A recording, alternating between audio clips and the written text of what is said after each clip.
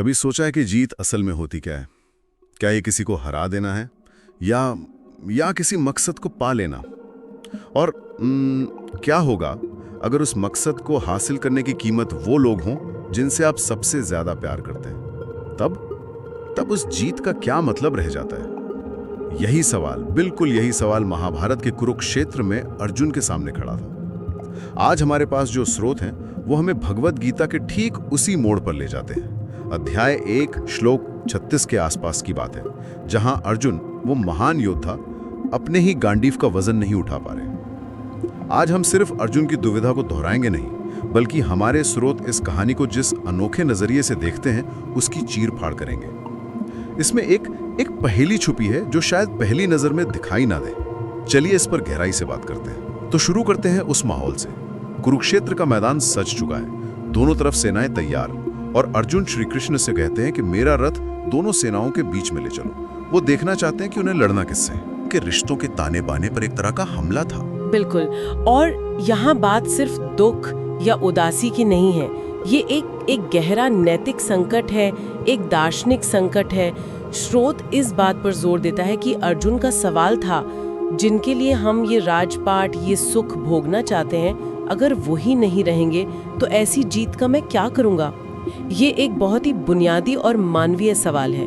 मतलब अगर मंजिल तक पहुंचने के रास्ते में वो सब कुछ तबाह हो जाए जो उस मंजिल को खूबसूरत बनाता है, तो फिर उस मंजिल का कोई मतलब नहीं रह जाता। हाँ, और ये एक ऐसा पॉइंट है जहाँ एक महान योद्धा का धर्म और एक इंसान का मन, या कहिए कि उसका मोह, आमने सामने आ जाता है। उन्हें लग रहा था कि इस युद्ध में जीत भी हार जैसी ही होगी, एक ऐसी जीत जिसका जश्न मनाने के लिए कोई अपना बचेगा ही नहीं। और इसी उथल पुथल में, जैसा हमारे स्रोत बताते हैं, अर्जुन श्री कृष्ण के सामने अपनी बात रखते हैं। हमारे स्रोत एक बहुत दिलचस्प मोड़ लेते हैं। वो अर्जुन की इस भावना को समझाने के लिए एक श्लोक का जिक्र करते हैं। न ही देहभृता शक्यम त्यक्तुम कर्माण्य शेषतः यस्तु कर्म फलत्यागी सत्यागीत्यभिधीयते। अब स्रोत के दिए अनुवाद के मुताबिक इसका मतलब है, जो शरीरधारी है उसके लिए पूरी तरह से कर्मों को छोड़ देना मुमकिन नहीं है, लेकिन जो अपने कर्मों के फल का त्याग कर देता है, असल में वही त्यागी कहलाता है। स्रोत इसे अर्जुन की बेबसी से जोड़ता है कि वो कर्म के इस चक्र में बुरी तरह फंस गए हैं। एक मिनट, यहाँ कुछ अजीब नहीं लग रहा? हम गीता के पहले अध्याय की बात कर रहे हैं जहाँ अर्जुन इमोशनली टूट चुके हैं, लेकिन ये श्लोक, जहाँ तक मुझे याद है, ये कर्मफल के त्याग की बात करता है, जो तो गीता के दर्शन का एक बहुत गहरा और बाद में आने वाला सिद्धांत है। ये श्लोक तो अध्याय 18 से है ना? हाँ। तो हमारे स्रोत ने इसे अध्याय 1 के संदर्भ में क्यों रखा है? क्या ये कोई गलती है? कमाल है कि आपने इस पर ध्यान दिया। और नहीं, मुझे नहीं लगता कि ये कोई गलती है, बल्कि यहीं पर हमारी आज की बातचीत का सबसे दिलचस्प हिस्सा छिपा है। ये एक सोची समझी, आप कह सकती हैं, इंटरप्रेटिव चॉइस है। स्रोत यहाँ कालक्रम, मतलब क्रोनोलॉजी को तोड़ रहा है। वो अर्जुन की उस शुरुआती कच्ची भावना को कि मैं फंस गया हूँ, मैं लड़ना नहीं चाहता, उसे गीता के अंतिम निष्कर्षों में से एक के साथ जोड़कर देख रहा है। अच्छा, मतलब स्रोत ये कह रहा है कि अर्जुन उस पल में जो महसूस कर रहे थे, उसका दार्शनिक जवाब गीता में बहुत बाद में दिया गया है और वो उस जवाब को पहले ही ले आए हैं ताकि अर्जुन की समस्या की गहराई को बेहतर तरीके से समझाया जा सके। ठीक यही बात है। ये एक तरह का फ्लैश फॉरवर्ड है। लेखक शायद यह तर्क दे रहा है कि अर्जुन की दुविधा सिर्फ भावनात्मक नहीं थी, बल्कि वो कर्म के बंधन के जाल में खुद को महसूस कर रहे थे। भले ही उस वक्त उनके पास इसे बयां करने के लिए वो दार्शनिक शब्द ना हो, तो स्रोत ने अध्याय 18 के इस परिपक्व श्लोक का इस्तेमाल करके अर्जुन की शुरुआती दुविधा को एक ज्यादा वजनदार दार्शनिक आधार दे दिया है। यह दिखाता है कि इस चर्चा का असली केंद्र वो भावनात्मक और नैतिक संघर्ष है। स्रोत उस श्लोक का उपयोग उस गहरी पीड़ा को उजागर करने के लिए कर रहा है। वाह, तो ये सिर्फ एक श्लोक का जिक्र नहीं है, ये गीता को पढ़ने और समझने का एक बिल्कुल अलग तरीका है। ये हमें सिखाता है कि कभी-कभी किसी विचार की जड़ को समझने के लिए हमें उसके पेड़ के फल को देखना पड़ता है। चलिए इस बात को थोड़ा और खोलकर समझते हैं। इस नजरिए से अर्जुन की समस्या का मतलब क्या निकलता है फिर? इस नजरिए से अर्जुन की समस्या सिर्फ मैं अपनों को कैसे मारूं तक सीमित नहीं रहती। ये बन जाती है, मैं एक ऐसे कर्म में कैसे हिस्सा लूं जिसका नतीजा मुझे पहले से ही पता है कि भयानक होगा और मुझे कोई खुशी नहीं देगा। ये सिर्फ एक्शन का संकट नहीं है, ये एक्शन के परिणाम का संकट है। और जब स्रोत कर्मफल त्याग वाले श्लोक को यहाँ लाता है तो वो अप्रत्यक्ष रूप से कृष्ण के अंतिम उत्तर की नींव रख रहा होता है कि तुम्हारा काम कर्म करना है, फल की चिंता करना नहीं। लेकिन वो हमें ये भी दिखा रहा है कि इस नतीजे पर पहुंचना अर्जुन के लिए कितना मुश्किल होने वाला है। ये तो हजारों साल पुरानी बात हो गई, पर सोचने वाली बात यह है कि आज के ज़माने में इसका क्या मतलब है। हम सब अपनी ज़िंदगी में कुरुक्षेत्र का सामना करते हैं, भले ही हमारे हाथ में गांडीव ना हो।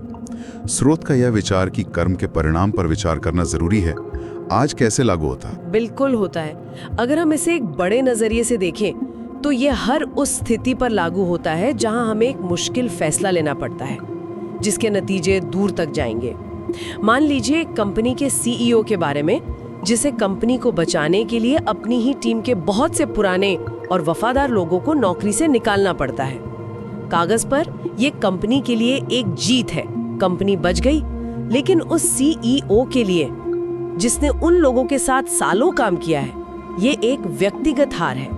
वो कर्म के ऐसे चक्र में फंस गया है जहां सही और गलत के बीच की रेखा धुंधली हो गई है। ये तो बहुत सटीक उदाहरण है। जीत तो मिली, पर उसकी कीमत क्या थी? और मुझे लगता है ये सिर्फ कॉर्पोरेट दुनिया में ही नहीं, हमारे निजी रिश्तों में भी होता है। कितनी बार हम एक बहस जीतने के लिए, अपनी बात ऊपर रखने के लिए किसी रिश्ते को हमेशा के लिए खराब कर देते हैं। बाद में शायद एहसास होता है कि बहस तो जीत ली, पर एक दोस्त या परिवार का सदस्य खो दिया। उस पल में हम भी अर्जुन की तरह ही महसूस करते हैं कि इस खोखली जीत का मैं क्या करूं। सही कहा। और स्रोत हमें यही सोचने पर मजबूर करता है। वो कहता है कि जीवन में सही निर्णय लेने के लिए सच्चाई और शांति का पालन करना जरूरी है। इसका मतलब ये नहीं है कि हम संघर्ष से भाग जाएं।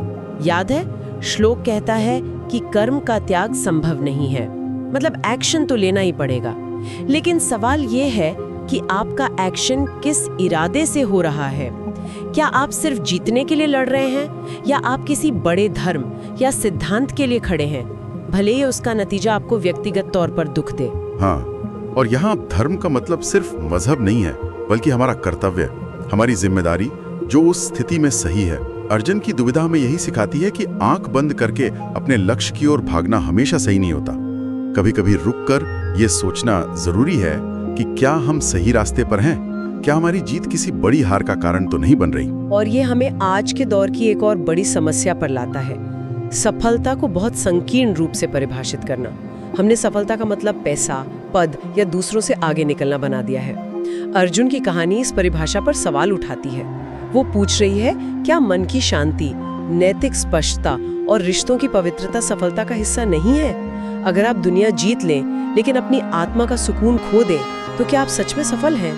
अर्जुन की इस कहानी और हमारे स्रोत की इस अनोखी व्याख्या से हम क्या सीखते हैं? अगर मैं इसे समेटने की कोशिश करूं तो सीख ये नहीं है कि मुश्किल फैसलों से भागा जाए। सीख ये है कि हमें अपने फैसलों के परिणामों के साथ जीना सीखना होगा, और ये समझना होगा कि हर जीत का मतलब खुशी नहीं होता। असली जीत शायद उस काम को सही नियत और बिना फल की आसक्ति के करने में है, जैसा गीता आगे चलकर सिखाएगी।